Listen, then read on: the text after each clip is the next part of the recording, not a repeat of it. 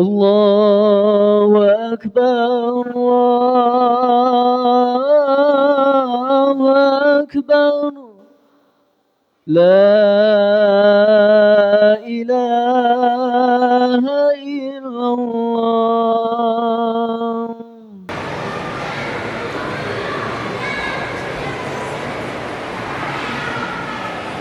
الحمد لله الحمد لله الذي بنعمته تتم الصالحات وبتوفيقه تتنزل الخيرات وبفضله تتصل الغايات الذي هدانا لهذا وما كنا لنهتدي لولا أن هدانا الله. اللهم صل وسلم وبارك على نبينا محمد وعلى آله وصحبه وأمته أجمعين. قال الله تبارك وتعالى في كتابه الكريم: أعوذ بالله من الشيطان الرجيم. يا أيها الذين آمنوا اتقوا الله حق تقاته ولا تموتن إلا وأنتم مسلمون. وقال أيضا: يا أيها الناس اتقوا ربكم الذي خلقكم من نفس واحدة وخلق منها زوجها وبث منهما رجالا كثيرا ونساء واتقوا الله الذي تساءلون به والأرحام إن الله كان عليكم رقيبا. وقال رسول الله صلى الله عليه وسلم: ittaqullaha haitsuma kuntum. Amma ba'd, ma'asyiral muslimin, jamaah salat Jumat Masjid Al-Mizan yang Allah muliakan.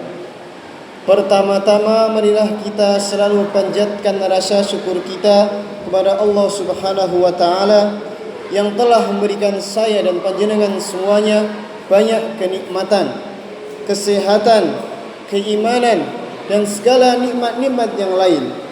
Harapannya dengan semua nikmat itu kita bisa menjadi lebih bersyukur, menjadi lebih dekat kepada Allah Subhanahu wa taala, bukannya malah menjauhinya.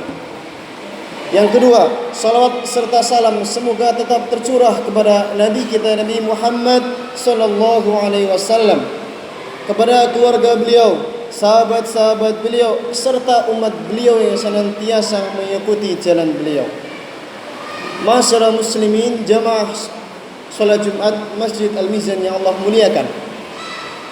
Yang selanjutnya, khatib ingin mewasiati kepada diri khatib pribadi dan jamaah sekalian untuk selalu meningkatkan ketakwaan kepada Allah Subhanahu wa taala. Karena takwa adalah bekal kita yang terbaik untuk hidup kita di dunia ataupun di akhirat. Allah berfirman di surah At-Talaq: wa may yattaqillaha yaj'al lahu makhraja. Barang siapa yang bertakwa kepada Allah Subhanahu wa taala, Allah akan berikan dia solusi atas masalah-masalahnya. Dalam artian begini, semakin kita takwa kepada Allah Subhanahu wa taala, maka solusi atas masalah-masalah kita akan lebih dekat. Dan semakin kita jauh dari takwa kepada Allah Subhanahu wa taala, maka solusi atas masalah kita pun akan semakin jauh. Makanya ketika orang dia sholat duha dan orang yang tidak sholat duha, maka solusinya akan datangnya waktunya berbeda.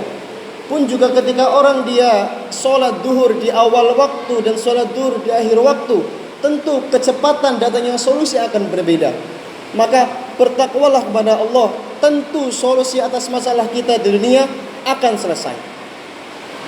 Yang kedua, jamaah sekalian, takwa akan menjadi solusi masalah kita ketika di akhirat.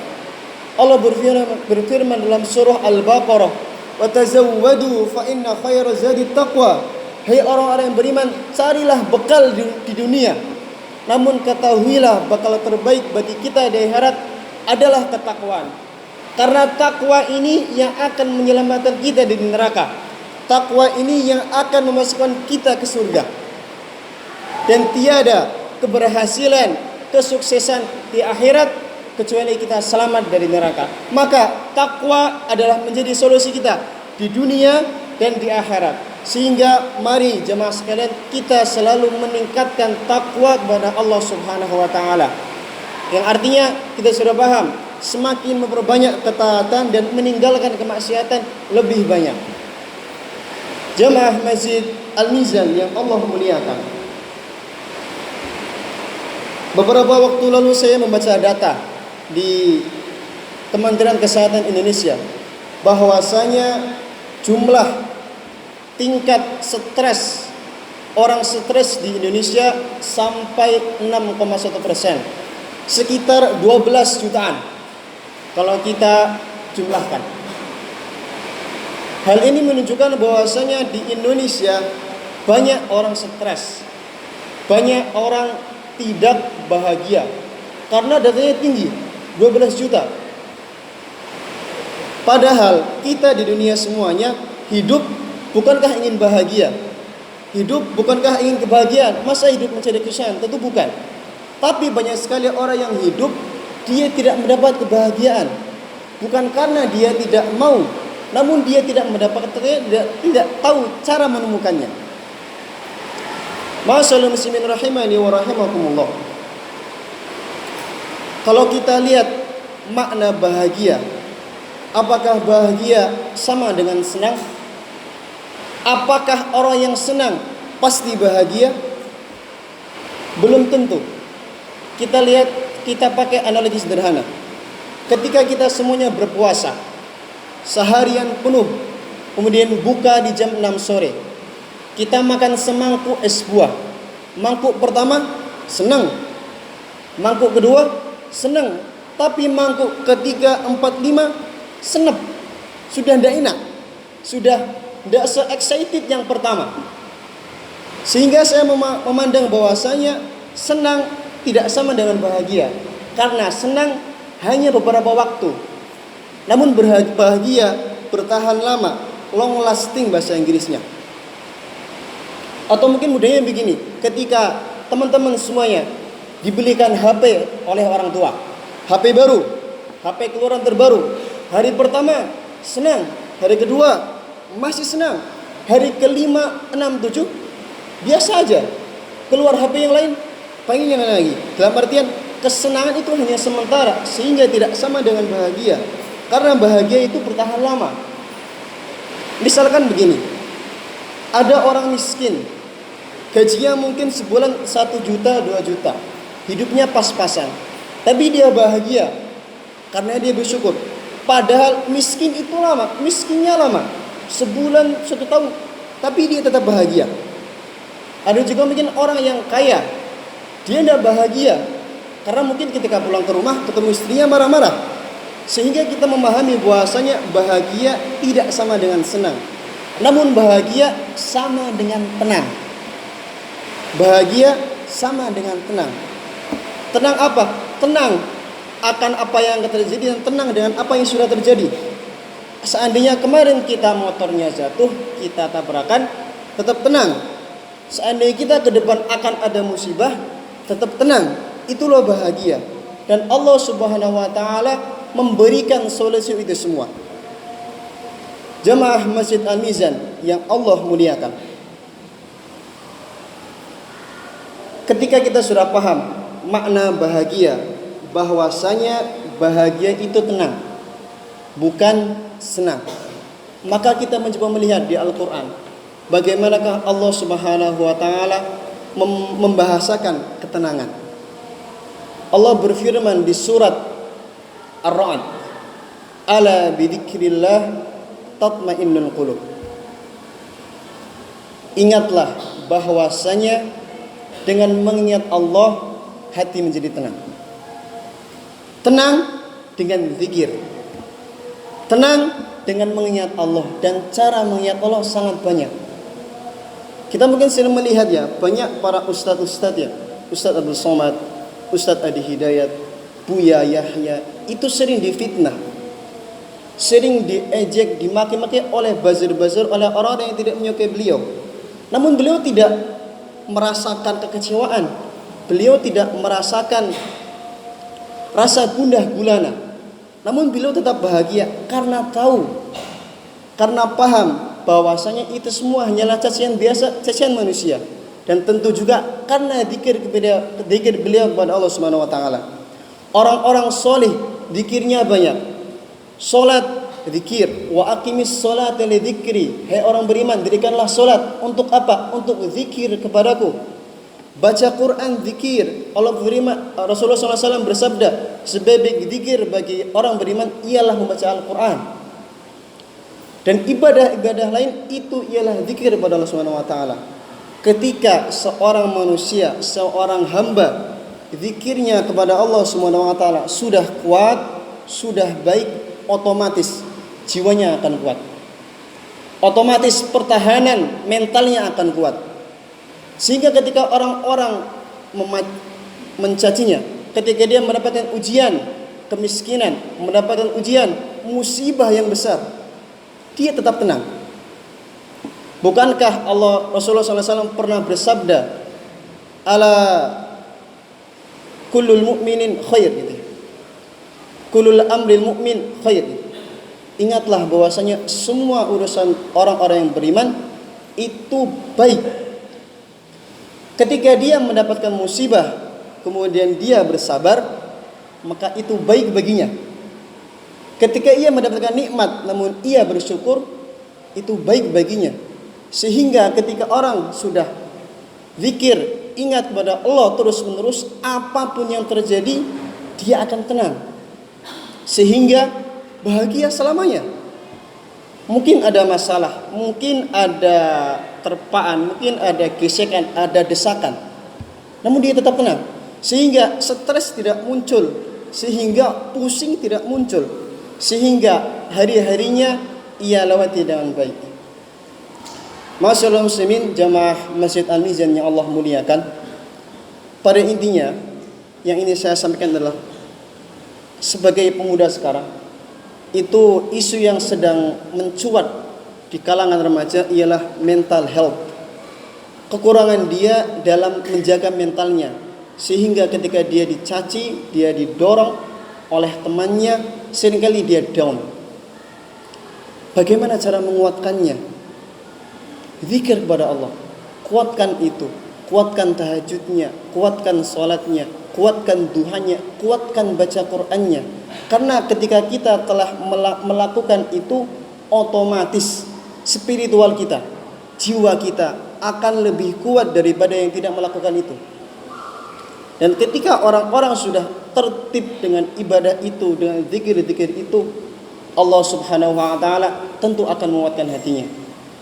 Sehingga angka stres, angka depresi, angka sakit mental yang di Indonesia bisa turun dengan itu. Masyaallah muslimin, jamaah Masjid Al-Mizan yang Allah muliakan, sehingga sekarang mumpung kita masih muda, waktu kita masih banyak, yang mencari ilmu silahkan, perkuat ilmunya, perkuat ibadahnya, perkuat spiritualnya. Karena masa-masa ini ialah masa-masa terbaik. Saya ingat sekali ketika saya SMP, saya berhasil menghafal sekitar 8-9 juz. Itu sampai sekarang masih kuat.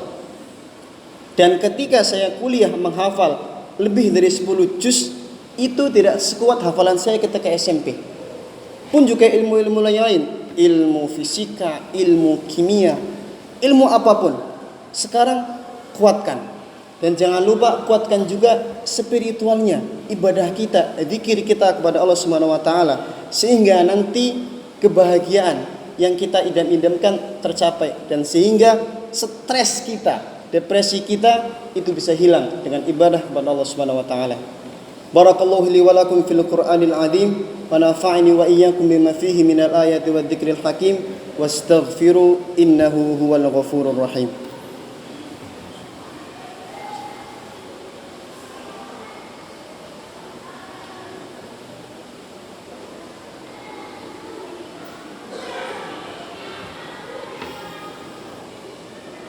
Jamaah Masjid Al-Mizan yang Allah muliakan, Allah Subhanahu wa taala berfirman dalam surat Yunus, ya ayyuhan nasu qad ja'atkum mau'izatun min rabbikum wa shifaa lima fis sudur wa hudaw wa rahmatul lil mu'minin. Yang artinya, hai orang-orang yang beriman, telah datang kepada kalian pelajaran dari Allah, obat dari Allah, dan petunjuk dari Allah bagi orang-orang yang beriman. Apa yaitu? Al-Quran. Allah Subhanahu wa taala menggambarkan Al-Quran menjadi pelajaran bagi kita, obat atas sakit-sakitnya kita, dan petunjuk atas segala masalah-masalah kita. Kalau kita lihat di awal Al-Baqarah, Allah menyampaikan dzalikal kitabu la raiba fi. Quran ini buku, kitab yang tiada keraguannya sama sekali. Seringkali kita membaca di buku-buku literatur ya, pasti di muqaddimah, di kata pengantarnya, tiada gading yang tak retak gitu. Seolah-olah setiap buku pasti ada kekurangannya, pasti ada cacat celahnya. Namun Quran di awal muqaddimahnya Allah sampaikan dzalikal kitab la raiba fi. Inilah buku kitab yang tidak ada keraguan sedikit pun, yang tidak ada cacat sedikit pun. Dilanjutkan di halaman setelahnya, wa in kuntum fi raibin mimma nazzalna ala abdina fa'tu bi suratin min mithlih. Semua manusia, kalau kalian masih ragu dengan Quran, dengan apa yang kami turunkan, Allah tantang, fa'tu bi suratin min mithlih, buatlah satu surat saja yang semisal dengan Al-Quran. Dan telah kita ketahui dari awal Islam, di awal 1 Hijriah 620-an Masehi sampai sekarang tahun 2024, belum ada satu orang pun yang bisa membuat satu surat Al-Quran. Saking otentiknya, saking terjaganya. Bahkan Allah sampaikan, wad'u syuhada'akum min dunillah in kuntum shadiqin. Kalau kalian sendiri tidak bisa, cari teman, cari pakar, ahli sastra, ahli apapun untuk membuat semua surat yang semisal dengan itu, kalau kalian benar-benar meyakini bisa. Sehingga dalam artian Quran ini menjadi petunjuk yang valid. Bahkan orang pun tidak bisa memalsukannya. Sehingga kalau kita semuanya kembali Quran, insya Allah akan bahagia, akan sampai akhirat bahagia juga. Bingung masalah ilmu, Allah berfirman, wattaqullah wa yu'allimukumullah dalam surat Al-Baqarah. Kalau kalian ingin mendapatkan ilmu, takwa kepada Allah, maka Allah yang akan memberikan kalian ilmu. Kalau kita punya masalah keuangan, Allah sampaikan, wa yarzuqu min haitsu la yahtasib itu. Kalau kalian takwa, Allah akan memberikan rizki dari arah yang tidak terduga-duga, dan lain sebagainya. Sehingga jemaah sekalian, mari sama-sama kita kembali ke Quran, kita kembali ke zikir kepada Allah, agar nanti kita bisa mendapatkan bahagia di sini di dunia, dan di akhirat pun kita tidak merugi, namun juga bahagia. Mari kita sama-sama tutup khutbah yang kedua ini dengan berdoa bersama. A'udzubillahi minasyaitonirrajim. Bismillahirrahmanirrahim. Innallaha wa malaikatahu yusalluna 'alan nabi ya ayyuhalladzina amanu shallu 'alaihi wa sallimu taslima.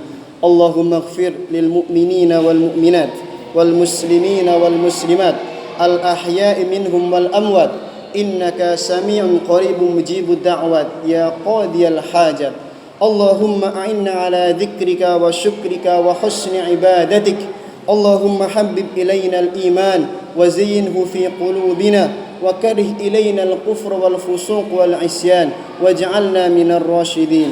اللهم أرنا الحق حقا وارزقنا اتباعه وأرنا الباطل باطلا وارزقنا اجتنابه. اللهم أعز الإسلام والمسلمين وألف بين قلوبهم وأصلح ذات بينهم وانصرهم على عدوك وعدوهم. اللهم انصر إخوان المسلمين في فلسطين. اللهم انصر إخوان المجاهدين في فلسطين. اللهم انصر إخوان المجاهدين المستضعفين في كل مكان يا رب العالمين. ربنا آتنا في الدنيا حسنة وفي الآخرة حسنة وقنا عذاب النار. عباد الله إن الله يأمر بالعدل والإحسان وإيتاء ذي القربى وينهى عن الفحشاء والمنكر والبغي يعظكم لعلكم تذكرون. أقيموا الصلاة.